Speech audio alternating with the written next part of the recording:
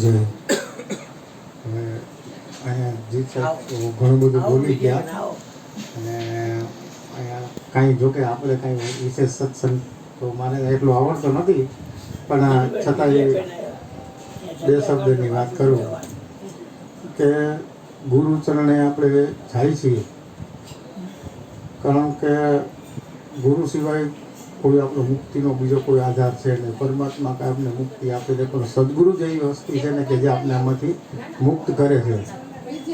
પણ જો સદગુરુના શબ્દ અને જ્યારે આપણે બોધ કે ઉપદેશ લેતા હોય, જો એ હૃદયથી લેવામાં આવે અને સદગુરુની વાતે જો પરિપૂર્ણ આપણે ઊભા રહીને તો જ આ વસ્તુ સમજાય એવી છે, તો જ આ જીવામાંથી મુક્ત થાય એમ છે.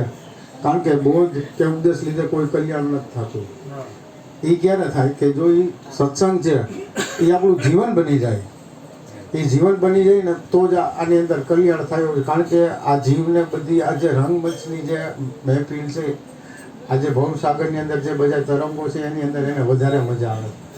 પણ સદગુરુ જેવી સત્તા છે કે જીવને આ વસ્તુમાંથી એને બહાર કાઢીને પોતાના સ્વરૂપ સુધી લઈ જાય છે. કારણ કે જ્યાં સુધી હૃદયની અંદર પરમાત્માને પામવા માટે કોઈ નથી પૂજા, નહીં કીર્તન કે નહીં કોઈ વસ્તુની જરૂર છે, ખાલી કેવલ એને જોઈએ તો પ્રેમ જોઈએ છે. કારણ કે એરી સખી મેં તો પ્રેમ દીવાની કે મેરું દર્દ ન જાણે કોઈ. જો આ દર્દ આપણા હૃદયની અંદર થઈ જાય તો આપણે આમ જો પરમાત્માને ગોતવા જવું પડે એવું નથી. પરમાત્મા આપને ખુદ મળવા આવે એવું છે. કારણ કે કાં તો મીરા બની જવું પડે ને કાં તો રાધા બની જવું પડે પરમાત્માને પામવું હોય તો. જ્યાં સુધી પોતાની હસ્તી નહીં મટે ત્યાં સુધી સદગુરુની મસ્તી આવે એવું નથી. એટલે કીધું મીટા દે આપની હસ્તી તવા એ સદગુરુ કી મસ્તી, પણ એ મસ્તી નહીં એ સસ્તી. કારણ કે આપણે બધું કરવા માટે તૈયાર છે, પણ જ્યાં સુધી પોતાની જાતને મટાવી નહીં શકે ને ત્યાં સુધી કોઈ એની અંદરથી કોઈ મુહૂર્ત તૈયાર થાય એવું નથી. કારણ કે જે સંતોને સદગુરુ મળ્યા છે એવા કોઈ પણ વ્યક્તિને એને પોતાની હસ્તી આખી મિટાવી દીધી. જેમ જેસલ તોરણને એને એવો સંગ થયો તો એને જેસલ જેવું નામ મટાડી દીધું.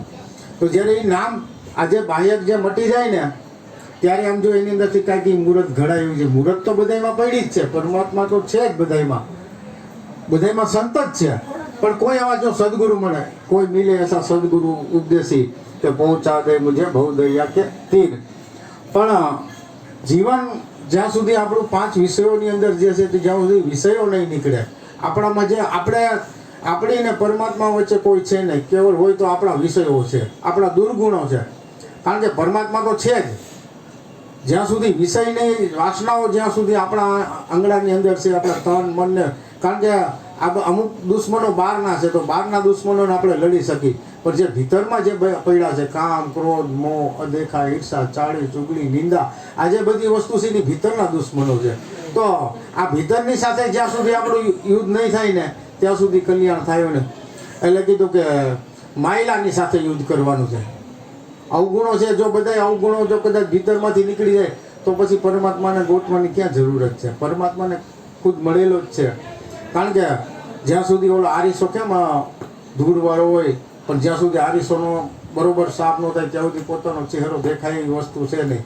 એમ ભીતરથી જો સાફ થઈ જાય તો મુહૂર્ત તો સામે પડી છે. એના માટે કહી છે ને કે પ્રેમ, કરુણા, બંદગી, આ એના માટે પરમાત્માને મળવાનું સાધન આ જ છે. જેમ મીરાએ કીધું ને કે એરી સખી મેં પ્રેમ દીવાની, સમજો ન જાણો આરતી અંદર, ન જાણો પૂજા કી રીત, બસ પ્રેમ. પણ એ પ્રેમ કેવો હોય ખબર કે શુદ્ધ, કોઈ પણ જાતની આશા નહીં.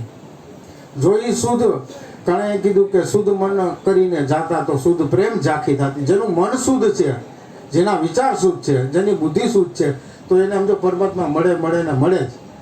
ભલે પછી છેલ્લે ઘણાને એવા સંતો પણ થઈ ગયા કે જેને છેલ્લી અંત વેળાએ પણ એને પરમાત્માએ એના ઉદ્ધાર કર્યું છે.